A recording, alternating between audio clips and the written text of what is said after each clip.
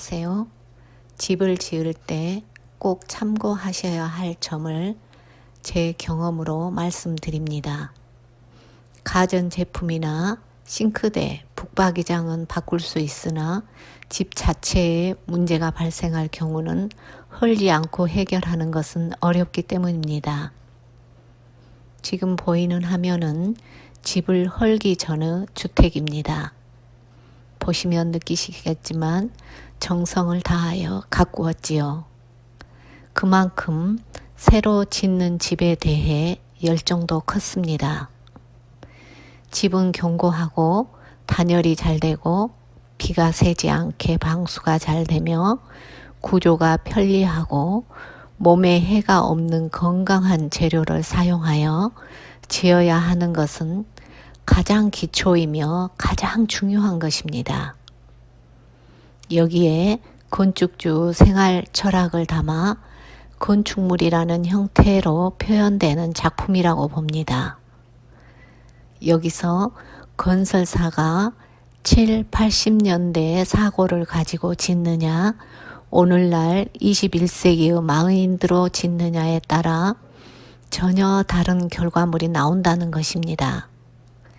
제가 어떻게 준비하고 어떤 과정을 거쳐 완성하고 어떤 문제점들이 끊임없이 일어났는지 말씀드리겠습니다.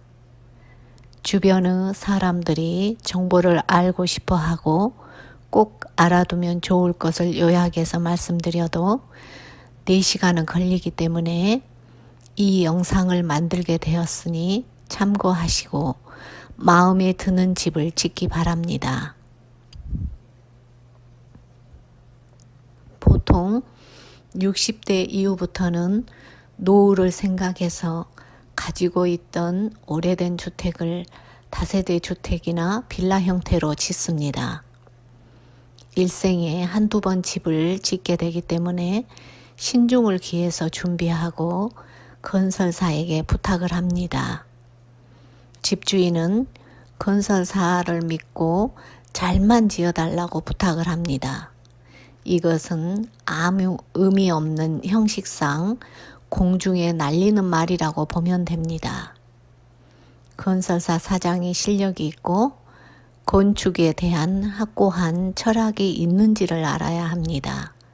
그러면 어떻게 할 수 있을까요? 이 과정에서 건설사가 그동안 지어둔 집을 직접 몇 채 보시고 마음에 드시면 반드시 혼자 그 집 주인과 만나 차를 한 잔 대접해 드리면서 집에 대한 참고할 점이 무엇인지 알아두면 좋습니다.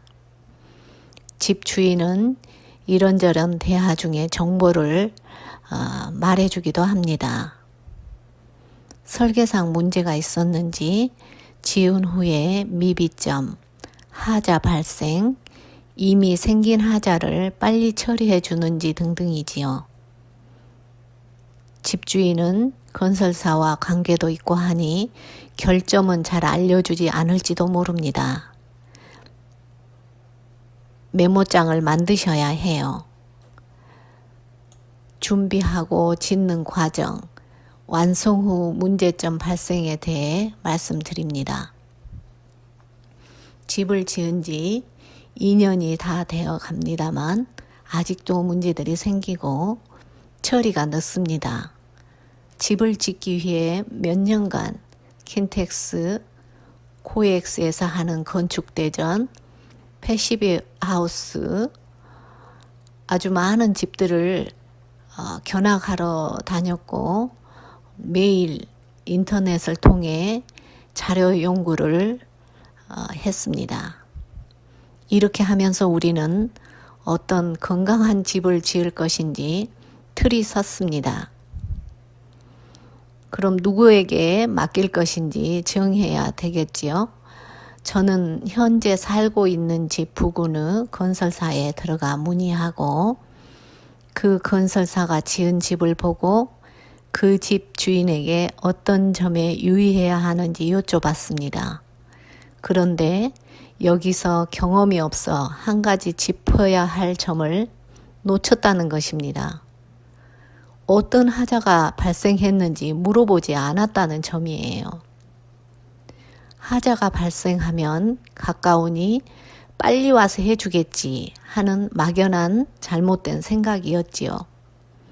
직접 다니며 많이 관찰하고 자료 준비를 해야 합니다. 아는 만큼 보인다는 말이 있지요. 준비가 없는 분들은 모든 선택을 수준 높은 건설사에게 맡기면 됩니다. 설계는 충분히 연구하시고 두세 곳에서 설계를 뽑아보신 후 비교를 할 수 있고 생각의 폭이 넓어집니다. 설계가 정해지면 설계사와 상의하시되 도면에 나온 것을 줄자를 가지고 벽의 두께를 빼시고 재보셔야 넓이의 그 감이 잡힙니다. 이미 짓고 있을 때 도면을 바꾸시면 문제가 생길 수 있어요. 세 번째, 집을 헐기 전에 사방의 이웃과의 벽 상태를 꼼꼼히 사진을 찍어둡니다. 문제가 발생했을 경우 자료가 됩니다. 어쨌든 집을 짓는 동안 이웃에게 여러 가지 피해를 주는 것이니 미안한 마음을 가지고 이웃에게 정중히 말씀드립니다. 이때 과일이나 몸에 무해한 세탁제, 티슈 등을 가지고 가서 인사드려도 좋지요. 다섯 번째, 계약은 합당한 계약인지 하나하나 꼼꼼히 살피시고 모르는 것은 인터넷을 통해 용어를 알아보는 것이 좋고 건설사와 수시로 많은 대화를 해야 합니다. 서로 대화가 통해야 되겠지요. 알고 계신 전문가와 상의하셔도 좋습니다. 계약하실 때 반드시 화장실 설치를 서면으로 받아두고 불이행 시 1,000만 원을 깎는다든가 어떤 구체적인 것을 명시하세요.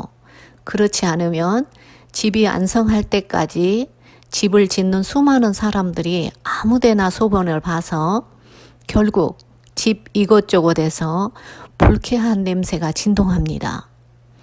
이 점도 경험이 없어 나중에 설치를 요구하고 몇 번이나 고성이 오가고 했으나 화장실 설치를 끝까지 해주지 않았습니다. 새 집 전체가 화장실이라니 분통 터지는 일이지요. 그래서 건설사에 기본 철학이 있는지를 알아야 된다는 것입니다. 신뢰할 수 있고 자부심을 가진 건설사를 선택해야 되는 이유입니다. 내 집을 짓는 것처럼 정성을 다하느냐, 80년대식 사고방식과 영리 목적으로만 일하느냐 따라 완전 다르게 일이 진행됩니다. 외장만 번드르르하게 붙이면 속이 어떻게 되는지 모르겠지요. 다음 2부에는 현장에 총감독이 왜 상주해 있어야 하는지, 건축주가 현장에 수시로 드나들어야 하는지, 자재를 어떻게 골라야 하는지 알아보겠습니다. 집을 의뢰하는 입장에서 아주 중요한 정보입니다. 고맙습니다.